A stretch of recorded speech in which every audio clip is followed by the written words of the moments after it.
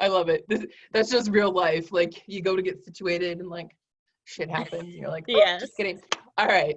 No, for real. Jessie, I'm so excited to have you be my first second timer on the vlog, right? Like I'm like, this is my first time for the second time. For the second time. I love it. So those of you that are watching, thank you for tuning in to the Live Fearlessly vlog. Jessie Rowe is coming on for the second time with me. We actually interviewed over a year ago, and she talked about her story of resiliency, and she actually has a nonprofit called Project Resiliency. And if you have missed the huge story about her, make sure that you go to that episode. I will actually link it below.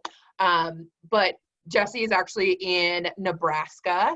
Are you in Omaha specifically, or where in Nebraska are you? Papillion. That's what it was. Mm-hmm. And Jessie's also the mother of 8-year-old twins, and she's in real estate. She also has a coaching business and lots of life knowledge that she shares with people. So, Jessie, I want to say welcome to the show again. Yeah. Thank you for joining us again. I'm so excited. Me too. I'm loving this hair. Thank you. Your hair, not mine. Your hair. Thank you. I think it's changed since the last one. I think it's edgier. Yeah, I mean that it's a little bit more badass, which if you know Jessie at all, that's her word. And I can't remember if we talked about that specifically at all on the last one, probably not, but you've became more of a badass, so that totally makes sense that you've grown with your hair and your badassery. Thank you. I love it. I love it. So what is a fun fact that you want to share with the viewers, right? Tell us something about Jessie Rowe that we wouldn't know. So a fun fact is that on May the 4th, Be With You Day, I am launching a podcast. I'm so excited. Called Recovering Mentally. It's all about mental health, mental wellness, recovery. Even it's for adults, it's for parents.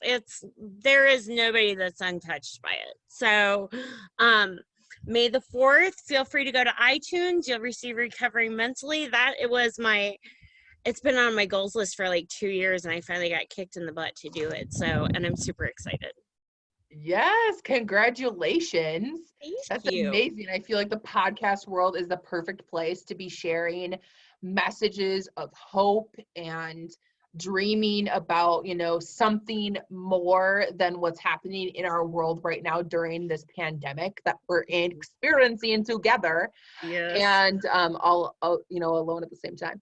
So knowing that we are in it together, I think is a huge anchoring point. But I'm excited to be helping people plug into your podcast, and make sure you guys go check that out. So she has a nonprofit on Facebook, Project Resiliency, and then she also has the podcast that you can tune into, Recovering Mentally, as she said. So, but also go just connect with Jessie. She's amazing. So talking about fear, right? That's always the topic on here. Moving through fear, overcoming them, what that looks like now, and some tools and things that have helped you along the way. So specifically, Jessie, like what is something between the last time we talked and now, like where do you find that you had fear, that you have nuggets that you can be sharing with people about, what you're currently doing to be stepping through the fear and moving to the next phase in your life and your family's life, and touch that a little bit. Like, what is the thing that comes to mind for you? For me, since our last talk, I have been speaking out more about my story, about my coaching, mindset coaching, the podcast, obviously. But what's scary is in talking about my story, it's twofold. There's fear involved because I'm being more vulnerable and more people are hearing my story, which is really scary. People are also, we have those people in our lives that are a bit toxic, and unfortunately I've had to address those. And Word has not hit them yet, but it's going to. So a little fear of the fallout of that. However, how I've been able to work through it is I've discovered that every time I talk to somebody, I've healed a little bit more. And it makes me less fearful to look people in the eyes. And it makes me more empowered. So it's Yes. interesting, going to a place of fear is actually going to a place of healing at the same time. And it's really beautiful. That is so true. That's a great way to think about it for anyone that's like, oh, that's easy for you to say. Like, we all go through fear every single day. It's really putting a name to it, calling it out. How big is it? How scary is it? How much do you want to get past it and really stepping up to do? And I want to point out the fact that you're saying, like, speak up, speak it, right? Call it out. And that's the healing process. That is the path. Like, say it, believe it, hear it, feel it, right? And then move through it. Absolutely. That's quite literally what we need to be doing every single day of our life to be progressing into a better and better human being every day. Even if it's literally 1% a day, thinking about that, how it compounds, 1%, just tiny steps. Yes. 365 days a year, yeah. one step. Like, your coaching is all about one step, right? Yes. Yep. And what's interesting to me, somebody put the following word into my life, which is really true: micro transformations. So it doesn't mean like this attitude of my word happened overnight. If you guys go back and watch over a year ago's blog, I'm a different Jessie than I am now. And it keeps getting better, but it is because I'm leaning into the fear and not letting it overcome me. Yes, you're taking the action required to continue to grow. We have the choices, right? To say, yeah, I had this shitty like time in my life and it didn't work out and poor me, whatever that is. Or we can say, I went through really hard things and I survived them. Yes. And you can grow with them and learn by simply just reflecting a little bit to learn, to see what you can learn from it. If nothing else, you learn about resiliency. Am I right? Yes. There's learning in everything that happens to us. I mean, as we live in a different time right now, there's learning that I'm learning with my children, with my family, with how I cope. I mean, there's always something, there's always a good takeaway. You just have to set your mind to looking at it from that perspective. Yes, 1,000%. And for those of you that don't know this about me, I always start everything with a celebration. Like, tell me something good in your life. What is good that I can celebrate with you? Because so many times we go straight to the negative because it's an easy place to be. And now more than ever, with the pandemic, with the COVID crisis experience that we're all having, we need to really work to find the joy, find the hope, find the things that we know to be certain inside of ourselves so that we can turn that around towards our family, towards our children, to help them grow through it too, right? Even if they're young, like yours are 8, mine are 7, 5, and 4. And right, like they're only affected as much as we allow them to be because we control that dynamic inside of our houses. Yes. And the level of what we are feeling, our feels, and moving through them. So another thing that you mentioned about toxic people in our life and the relationships that we choose to be in communication with and stuff, I feel like right now, for anyone that is listening to, like really pulling that teachable moment through there is important to know, like, it is our choice to be in the toxic surroundings, environment, the relationships that keep us stuck and feeling in any kind of negative way. And like Jessie said, like really assessing that and really being able to say, like, okay, basically you have to put up your boundaries. You need to set them in order to set the tone for what you're going to accept and not accept. And maybe it's loving people from afar, and that's okay. Absolutely. And it doesn't mean you have to go to them and give this great forgiveness speech or anything like that. You can personally do it on your own without even having to go there. Yep. Yeah, that's so true. They don't need to know that you're like, oh, this and this and this. It's not point blank, black and white. It's just you mentally knowing like this is what it is, and having that mentality to set yourself up for the success that you deserve in your life, and they do too. But people aren't always open to the actions that need to happen, right? Like Jessie talked about the fact that she is the one taking action. She's stepping forward, and she's a totally different person because she understands that the fear will keep us here, and we have the decision to say, I'm going to keep moving to get the momentum and see what I learn from it and have it teach me something to grow and be better from it. So I love that so much.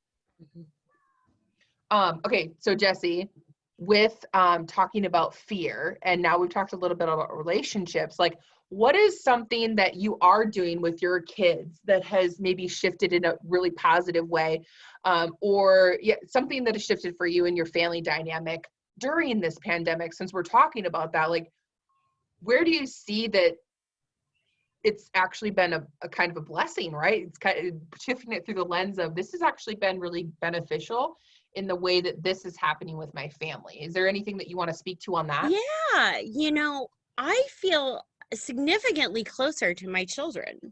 I feel like I'm starting to get to know them on a deeper level so that I can start realizing, for instance, fits and tantrums still happen at 8. And instead of being like, oh, you're just throwing a fit, like really looking at it going, honey, what's going on? Like, for instance, my daughter Layla the other day just busted out in tears, and my first response was, what did your brother do? And she was like, he did nothing. And I'm like, what's wrong? And she goes, I hate stupid quarantine. And she was bummed, she was bored, and old mom, pre-quarantine mom, would have said, give me a hug, okay, go calm down. No, she needed to be heard in that moment and validated.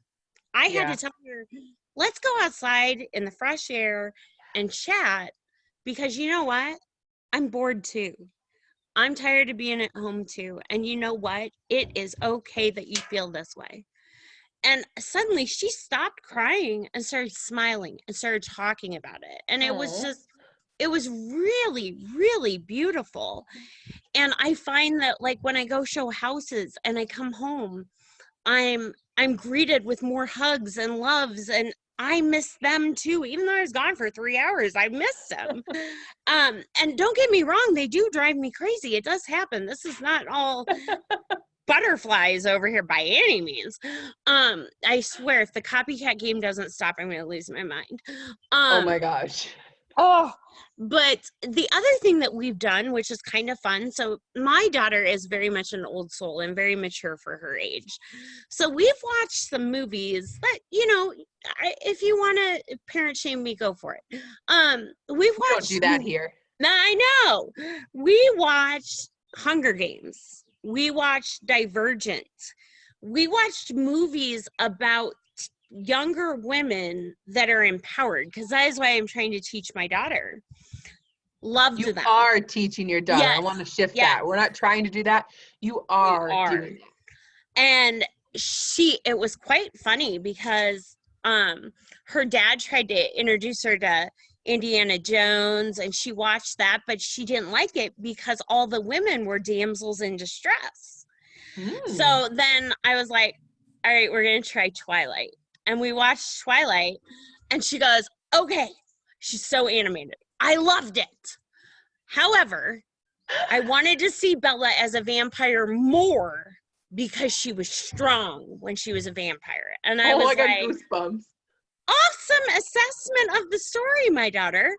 It wasn't about the love story for her. It was literally about watching this girl be empowered. Wow. So there's so much that we're doing that we probably wouldn't have done because we wouldn't have had the time to do it. Now we have the time. So it's been wonderful.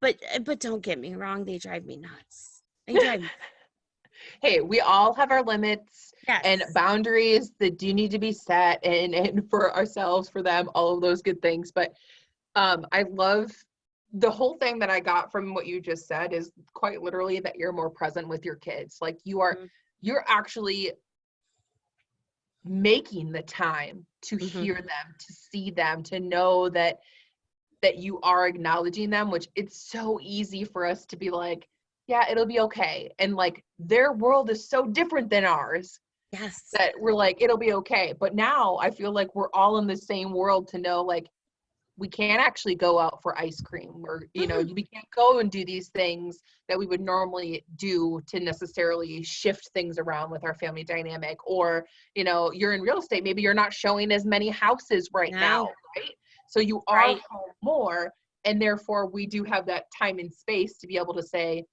well, let me hear what you have to say, because our kids are teaching us so much too. And they're watching us really closely. Right, even more close than Yeah. before. And the one thing that I've been teaching the kids that I have been learning myself is give each other some grace and space. Yes. Like, okay, Landon, Layla kicked you. Okay, that's not nice. But she was angry. Let's forgive her for her anger, and then let's go over here and do something else and let her have some of her own time for right now. And that's even been getting better. And those are things that I would not have had time to teach because we're too busy running everywhere. I mean, Right. as much as we miss sports, we used to say, oh, I can't wait for a Saturday without sports. Well, here we got it. And now I'm like, oh, I Sure can't did. wait for a Saturday with soccer. That's awesome. So, with what you just said, I had a question too. So, um, do your children have like separate time where they're like alone time? That's what I call it in my house, is like Mhm. alone time where it's you're in your room, and they're doing something all in their own head that they want to do, kind of thing. Like, for me, that's journaling, or listening to my own kind of music, right? Like Mhm. whatever that equals for your kids. Do they have separate alone time currently? Yes, yes. And part of that is for self-preservation for everyone. Uh, yes. They will either one of them will be in the living room and one of them will be in the family room. And it's literally a time to do whatever they want to do, a tablet, coloring, like whatever is going to feed their soul at the moment is what I tell them. And we've done 16 by 20 pieces of art. Wow. We've gotten crazy up in here. That was really fun, by the way. And so yes, the space Was that that they something that have. was there before? No. So that is something that you've pulled through with this too? Okay, Yes. cool. That's really what my question, I guess, was specifically, is that time too, is that something that's new to them, to be able to know, like, we all do need our time and space. Like, we as moms, we as parents, we take time for ourselves in different ways, but as children, they don't necessarily get that unless it's structured into our day and our routines. I think our children will come out of this in an amazing way, with resiliency, with knowledge that is, based on mental wellness, that they Yeah. will start to understand. I hate COVID-19 because it's hurting so many people. It's hurting businesses, it's hurting people's lives. But at the same time, there are good things to be said about this and this Yeah. time. And I think this generation of children that have gone through this, they're never going to forget this. And what they will remember is what we were doing with them in this time. So right now is a really great time to make an imprint of great memories during a really rough time, because that will help them be resilient when they're older. Yeah. No, 1,000% that what you just said, creating the memories, right? Like, think about the lens that your kids, like anyone that's listening, think about the lens that your kids are seeing what's happening. So I'll tell you, it's not like my kids know the severity of what's going on. They understand, like, they can't go to school right now. They can't physically hang out with their friends unless it's our neighbor, because we've been quarantined together basically. Mhm. Um, like the severity of that. They know that their dad's now working at home because he can't go to the office because of this virus. Like, but the way that our children will perceive this time is put through our own lens first. So hearing you say like, yeah, they're separate, they have their own time, really that's for their self-preservation and for them to know it's good to be alone first and foremost, because first, like, we need to know who we are as people, as human beings first, to know how to help other people feel us, know us, and understand what we're saying and doing along the way of that journey. So having our kids make memories with us, having them learn to be around each other in different ways, right? I think that's so important that you said, like, making memories right now is so important, because like you said, you got like this huge art thing going and you did this big art project with them. Well, you wouldn't have done that before, and that's a memory that you have now with them. Right. So Jessie, are you someone that like documents experiences? Do you take pictures? I take a lot of pictures. Okay. Are Are you a scrapbooker? I am a scrapbooker, so Okay. therefore I love to take lots of pictures. I just told today, it was funny, I just told the kids today I took a picture of them being bored. And I go, you guys, I'm going to tell you, you're going to have the greatest story when you have your own kids. Because when they come to you and say, I'm bored, you can be like, oh, yeah? Well, I was in quarantine for 3 months and we didn't have anything. And they both just busted out laughing. They were like, yeah, we'll sound like you. And I go, exactly. It always amazes me the things that kids come up and say. And I know your kids, they're super like witty and freaking hilarious, which I'll say that they get that from their mother. But I love that. That's awesome. So with like, tell us a little bit of the tactical things that you do, right? Like, do you journal? Do you meditate? Do you what is that? Something for you that really anchors you in to know, like, it is scary. Yeah. Yes, because we're all like, there's fear around different things for all of us, because like you said, some people don't have jobs. Some people don't have, the relationships that they had before because they can't be in person, like whatever that is. We all have some kind of fears around money or relationships or just getting the virus in general. So Yeah. with moving through fear, like, what is something that you do when you start to feel fear of any level? Like, what do you do? So as you can see, I'm sitting outside every morning, whether it's raining or not. I make sure I get up by like 7:45. I beat the kids. I come outside and I literally beat the kids awake. Like, that's why I have to set the alarm. And I get my ketones and I run outside. It's like my cup of coffee. And I pray and meditate outside. I commune. For me, it's God, but it's also the universe. I commune with it. And, initially it was, please help. Please give me, make sure I can support my kids. Real anxiety and fear. Yeah. Now it has been, thank you for the abundance. Thank you for sustaining me. Please make sure that I'm delivering the message that you want to be told. Wow. And so it's been a complete shift in mindset. And don't get me wrong, I still have mornings where I wake up after like a really weird dream about, not selling enough houses to sustain myself. And I come outside and it's just amazing when you meditate or commune with the universe or your higher power.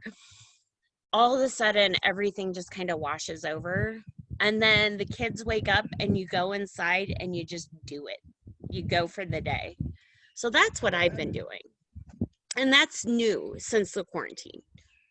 Wow. Okay. So what I heard is like, get perspective, right? Like getting perspective in our day and knowing like, what is the intention? What is, if nothing else today, like, what can I be grateful for in the abundance that I currently have. Like, what do I have that I'm awesomely excited to have and grateful for? Versus what do I get today? What do I get today? Exactly.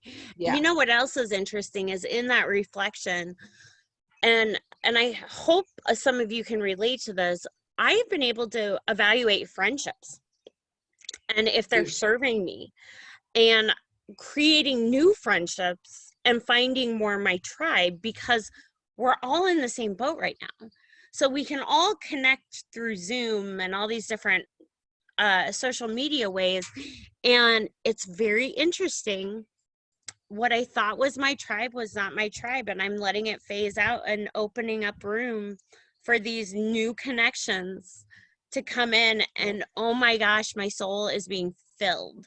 So it's definitely an excellent time to reflect, because we can make those micro transformations during this time. And when they open up the gates, go out and be the person we've always wanted to be. It's like we get a start over in a way. Yeah.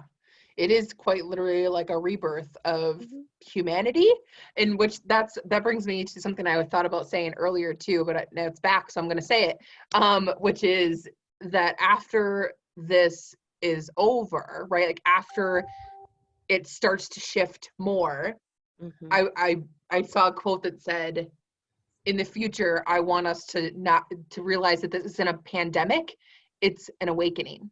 I saw that. I also saw that, and I thought it was spot on. Yeah. So true. Like, please. But you know what? There's definitely going to be people that don't see it that way.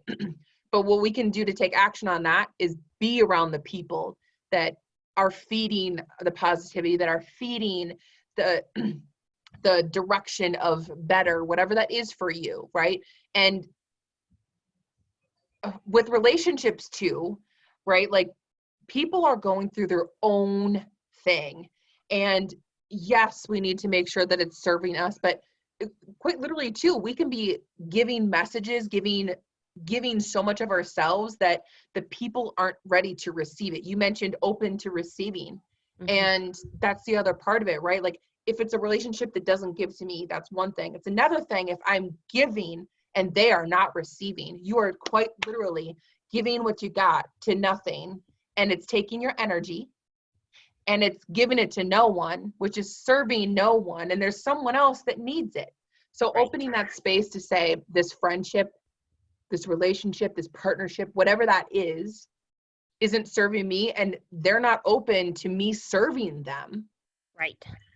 That's when you know, like, assess it that way is what I would recommend to people. Like, assess it that way. Is it for you, and is it for them? If it's not reciprocated, if it's not 150% both of you, it's not really going to work very well, especially in times like this. Yes.